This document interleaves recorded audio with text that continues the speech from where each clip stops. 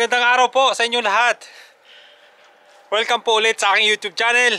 Ito po si Darwin. So ngayong araw po nandito ako po sa sa aming bahay na lilipatan. So ngayon po ay naglilinis kami. Nandito yung biyanan ko, si Mama at saka si Papa. And ito po yung lilipatan ng aming bahay.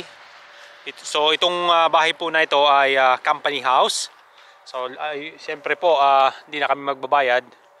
So yung bahay libre, yung utilities like hydro or yung kuryente, and then tubig libre na. So pati yung gas or yung natural gas para sa heater ng bahay, so wala na kami ring babayaran. So lahat po libre na yon. So sa loob po ng sa loob po ng 4 na taon, so 2019 po kami nakarating dito. At ngayon po ay ito, libre na rin yung bahay namin. Sa wakas, hindi na kami magbabayad. So doon po makakapag-start na kami mag-ipon talaga. Yung likod, ito po yung likod, farm. Farm po yung likod niya. Ngayon po medyo maaraw, maganda yung panahon. Ayan. So itong kalsada na dito, ito yung back road.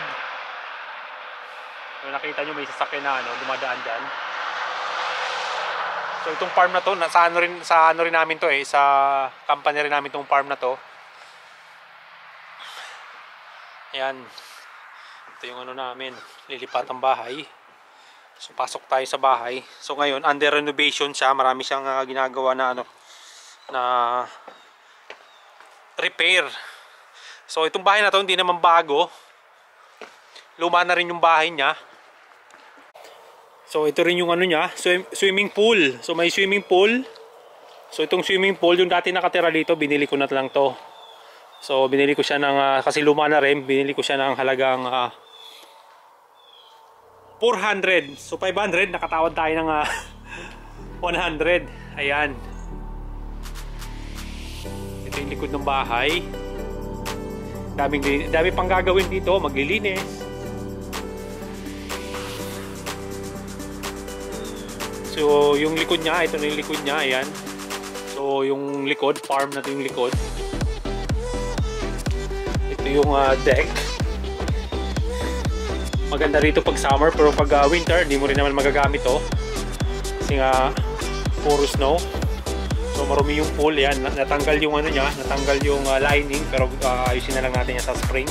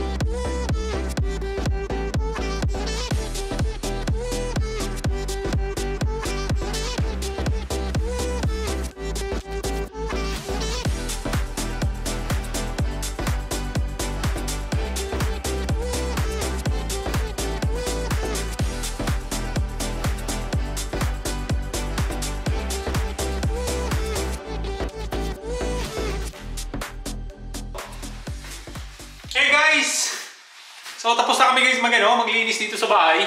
Pero hindi pa talagang 100% na linis. Kasi may nagagawa pa. At least na siya, nabawasan na siya ng I think 50% ng dumi. Ayun guys, kasi alas 12 na rin. So nagugutom na kami. Uwi na muna kami ng bahay. Kain. So sa ibang araw naman kami babalik dito. Hey guys, thank you so much for watching my video. Don't forget to subscribe to my YouTube channel. Thank you so much. Bye!